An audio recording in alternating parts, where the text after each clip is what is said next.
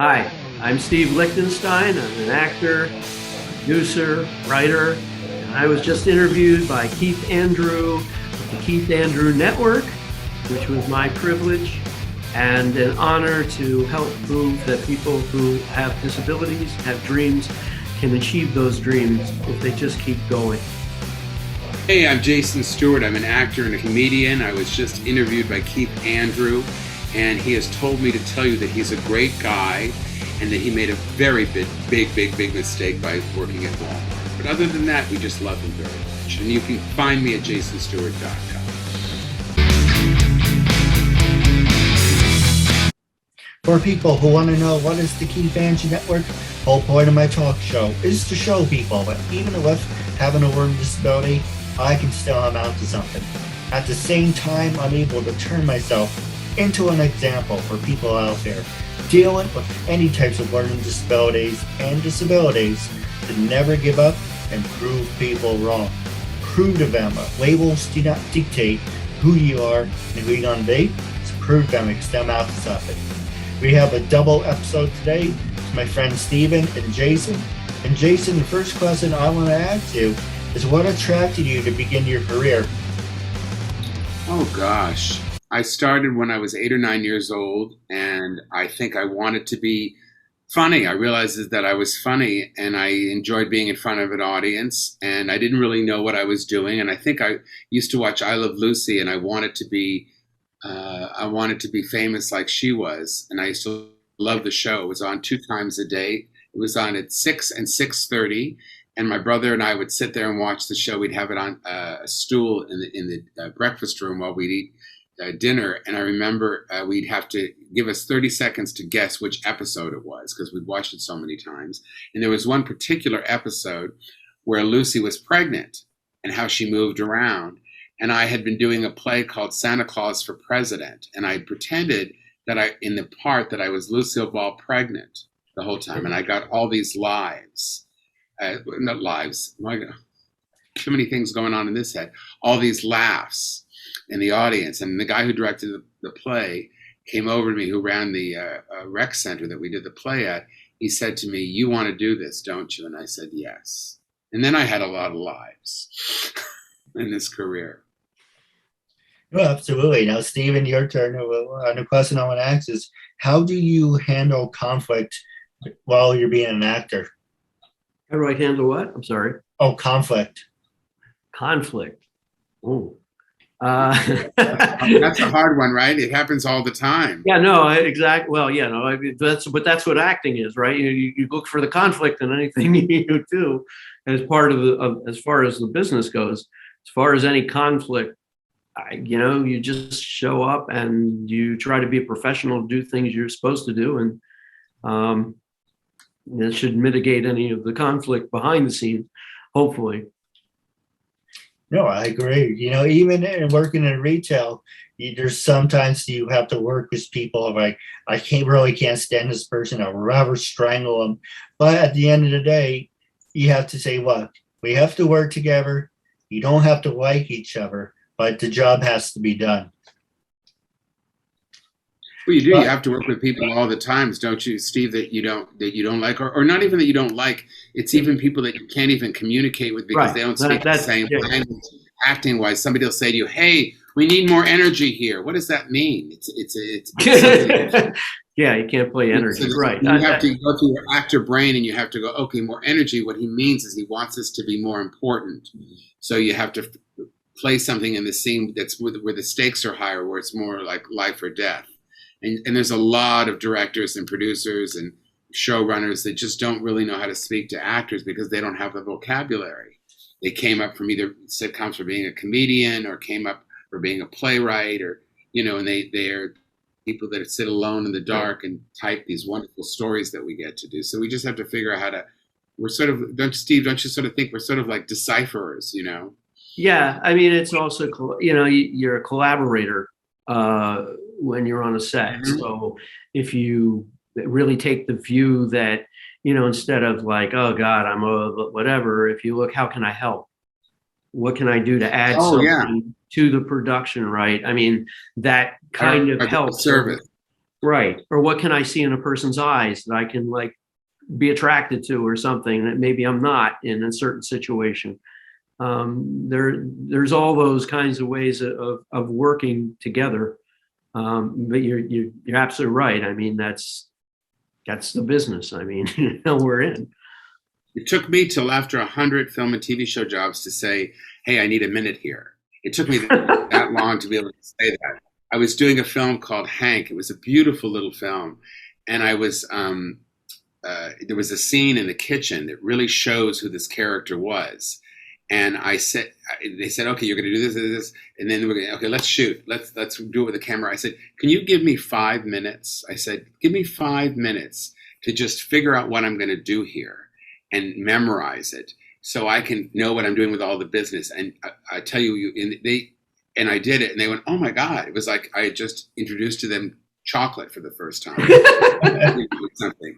And I realized, oh, I can do this, right. And I've done that a number of times, especially with first-time directors or new directors. I've worked with a lot of new directors on indie films. I've done like 40 of them. So it's a whole thing, of being able to have, and as you get older, right, Steve, you have more gravitas, and you say it in a kind way. Just let me see what I can do here. Give me a second. Right. Yeah. I mean, but that's always. I mean, somebody always told me, don't be afraid to ask for another take. It's don't be afraid to ask a question, right? A question. Right. Yeah. Because there is that, particularly when you're new and you're walking on, it's like, oh, okay, I'm told to shut up and do my job. Okay, I better not, who knows what'll happen. And, but nobody ever says that. Nobody ever tells us to shut up and do our job. We make that up, don't you think? Right. We want to be perfect all the time. I was on the Drew Carey show once, and I was the manager of the appliance department in a department store, and they had this contest where they would take all the appliances and make them sporting things like jogging, vacuuming, or washing machine therapy, or all these things. And I thought, oh, this is something that they've done before. I can't ask, and I didn't even know what it was, and I was afraid to ask. So I didn't know what I was talking about, and the machines weren't working, so they cut most of it.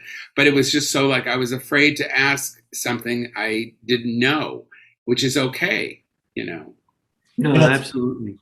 Yeah, it's funny, you guys, both these never had anyone tell you to shut up and do it this way. My dad says it to me all the time. Because I used to work for Walmart, and they're like, oh, you worked at Toys R Us. We're going to have you in the toy section. Okay, what I have to do, put things with the prices, where they supposed to go. Have a little scan gun. Okay, $5. At the end of the day, the hiring person who I work, because there's big stores, so many different department managers, wanted to strangle me because I moved everything where it's to the $5 to the $4. And it's my biggest thing is I like being straight edge. What I mean by that, I'm not an alcoholic, but I do drink on special occasions. But I like walking and talking to the beat of my own drum. And if I see something that has to be done right, I have kind of like tunnel vision. It's like, okay, this is how I need to do it. And it makes sense to me. Did you say you worked at Walmart, the Devil's Store? Did you say that you worked there? I used to. That's why, honey. That's why. You don't want to work there unless you absolutely have to. They're ruining the country one business at a time. One day. And I was forced during the pandemic to go there and buy a bicycle, and it fell apart. And I took it back, and I said I was getting ready to do this whole speech because I was afraid they weren't going to give me my money back. It was like $150. And the woman said, I said, I need to take this back. She says, okay, fine. Put it over there. I mean, because apparently this happened all the time, So, Yeah. And you were saying something, Keith, rather. I wanted to say that you do this show because you're a person of disability. Yes. And you want to show people that you can't, that you can do more, because they think of you as someone who can't. And I think it's really, if you don't mind my saying so, I think it's the reason that it interested me in doing your show when you asked me was because I think that most people when they hear the word disability, they assume something. They just assume something major, and I think that everybody has to be supportive to other people. And that's the main reason I wanted to do this show. And I said yes, because I think I used to have an assistant say, why do you take calls all the time from somebody? I said, well, it's part of my program in life is to give back and to be here to be, and I think Steve was saying, to be of service in some way, to other people. And you want to do this show, so I'm gonna be the guest and figure out which platform I have to react to, so I can find out when I'm supposed to be on it in a different time zone in a different place. And I didn't get the background, which I'm glad, because I like looking different. No, absolutely. And not to bash Walmart or anything. It can be a great store, and I enjoyed my time there. There was times I wanted to bang my head off the wall. Well, you were in a purple haze because it's not a great store. They like the fact we have a cigarette section, and it's like, you put me in the cigarette section. That's already the reason not to go in there. What year is this? Oh, it was only like 2 years ago. No, cigarettes? Who sells cigarettes? Yeah. So they're like, oh, can I have? Maybe they should have a crack cocaine department, or a crystal meth, row, or a basket of just heroin, so they can go through. Why not? If they could get a good price, we can get it cheaper here at Walmart because we buy it in bulk. The only thing they don't do is sell lottery tickets, even though I do think they should. Oh, I think they should close down and let other people have a chance to work, and pay people a decent rate so they don't have to, go on welfare or in Medicare to get their medical and their things. I think that's important. So you didn't even say what we do. I'm an actor and a comedian, and I know Steve is an actor because I looked him up while we were talking. Producer, actor, writer, yeah. Producer, actor. I write a little and I produce a bit, and I also have directed a teeny weeny bit. And I also, do stand-up, but I've got my own book, autobiography, that came out a couple years ago called "Shut Up, I'm Talking." And I have a new stand-up DVD, or not DVD, stand-up online. Wait, a new stand-up online album. It's audio, which just got picked to be on Sirius, three tracks on Sirius Radio called "I'm the Daddy and I Have Candy." And I have a series called Smothered that's on Amazon and also YouTube and Reverie and 10 different platforms to Apple TV. It's about these two guys in a relationship for 10 years who hate each other and can't get divorced. And that's through my co-creator and co-star Mitch Hara. And I'm going to be on Goliath, the Billy Bob Thornton series, October 29th on Amazon. Congrats. It's on Amazon because that's the mothership. Though none of them is Goliath still. It's coming back for the 4th season. They held it up because of COVID. Oh, they had to wait for a while, COVID. So it's coming out. Season 4 will start in September, and I'm on episode 6, which comes out on October 29th. I got it all right. That's all I have to say. If you forget any of this and want to know about me, go to jasonstuart.com. And as you can see by my name, Stuart. All right. I'm stopping talking so I can let someone else. Actually, we're going to take a quick commercial break. But the first question I want to ask you is, besides me, obviously, have you worked with people with disabilities? And are you willing to work with people with disabilities? Well, depending who you ask. I have hearing aids. And I never... as time when I first found out I had hearing aids, it was my father had them because of his hearing, and it was kind of painful for me to find out that my hearing was bad, and it was traumatic to get the hearing aids. But then, time passed by. I just call them my ears. I have to put my ears in, and I've worked with them on, and I went to a forum with casting directors and agents, and I asked, does it matter that I'm wearing hearing aids? And somebody threw out there and said, no, it's a disability. And I went, what? Okay. So I guess to answer your question, I am the one I've worked with a disability. And I mean, I've never really thought of it in those terms. Not just me. I mean, when I'm around with somebody, I've never really given it thought like, oh, it's just another person on set or another person I'm working with. It's funny when I think on hearing aids. I remember the joke my dad used to say about my grandmother, because when my grandmother had her hearing aids, this is like back in the day, hearing aids used to whistle. So my dad's like, "Are we boarding the Enterprise or something?" Well, my father used them for selective hearing. He would either turn it off or turn it so loud the noise would be there and he wouldn't hear it. That was the frustration I went through with him. So yeah, it was it took a while to get used to it. I mean, I guess the benefits of wearing hearing aids, as you mentioned, selective hearing, if you're being, like you have to see a boring movie or have to listen to someone talk, like to someone like Trump, you just turn it off. And like, even if he's not talking, you're just. Yeah.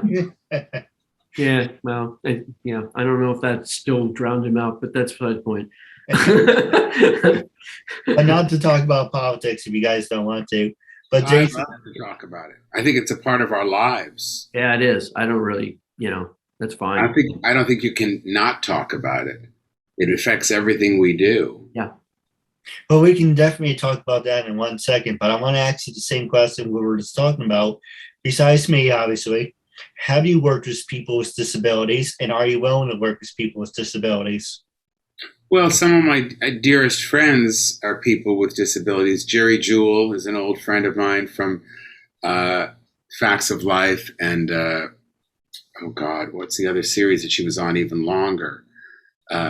It's in my mind. So it isn't something I think about.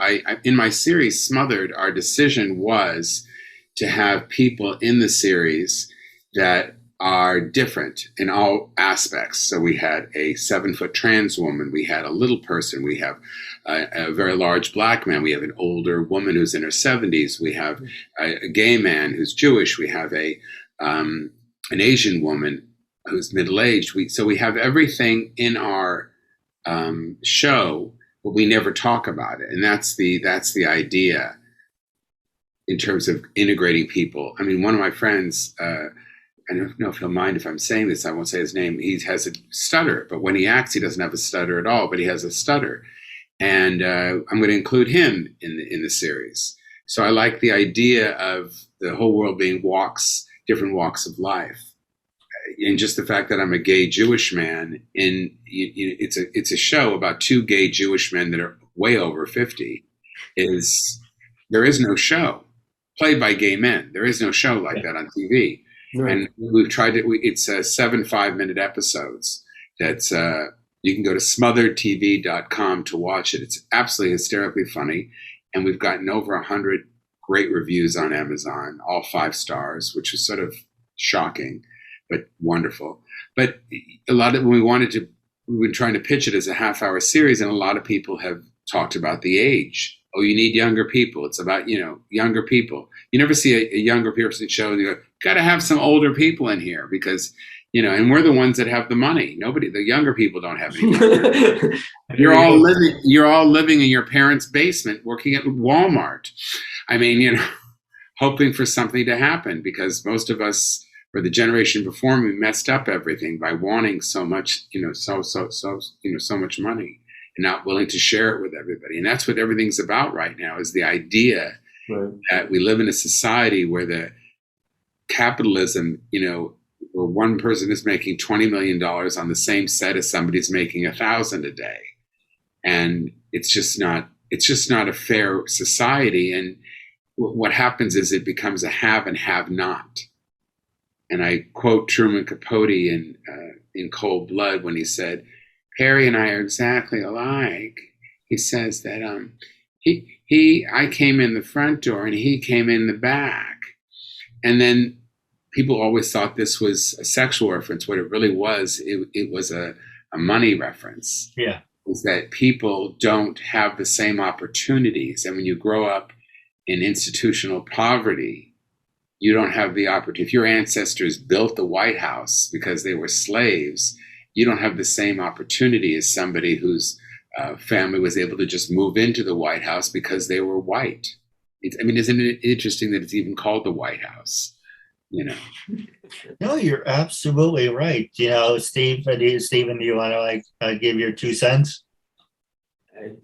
Yeah, I mean, I agree.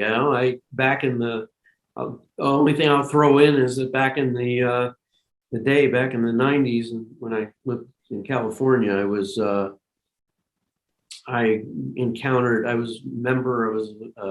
vice president of Latinos for Social Justice, even though I'm a Jewish guy. But it's sort of like you come after one, you come after everybody eventually, and there was a lot of the beginnings of what Trumpism, I guess, became in the Valley, and we fought against it and created a Human Rights Council and so forth. And I know it's not really the monetary thing, but you do find out about privilege, and you do find out about people trying to negate other people. And that was something that was really important to fight against. No, you're right.